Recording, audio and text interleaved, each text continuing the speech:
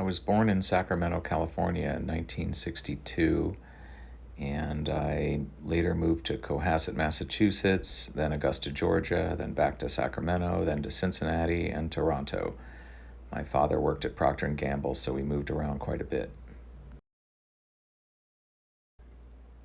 I think the fact that we moved around a lot when I was young made me more interested in exploring new towns and places to live, and also made me more comfortable dealing with new environments when I had to change schools and move to new cities. So I maybe it's given me wanderlust.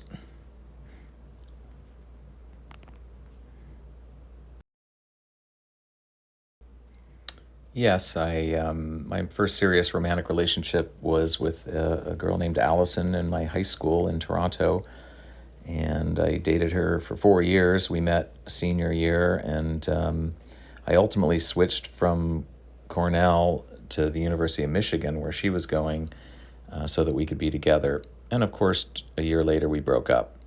The good news is we're still friends, and it all worked out well, and I liked going to Michigan.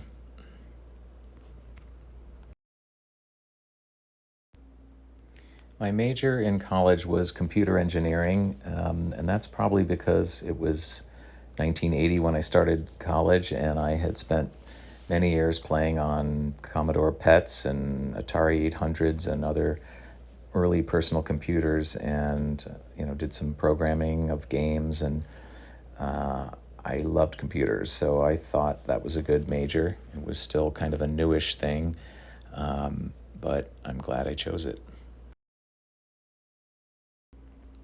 This is a photograph of my daughter Olivia when she's maybe 1 or 2 years old, leaning over in the crib saying hello, and just a fond memory of becoming a parent.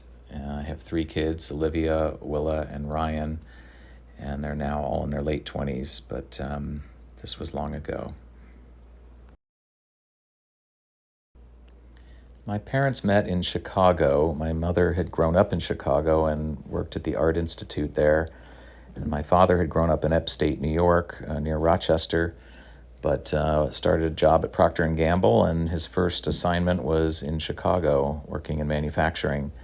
And they met at a party held by a friend of my mom's, and fell in love pretty quickly, and got married and had me.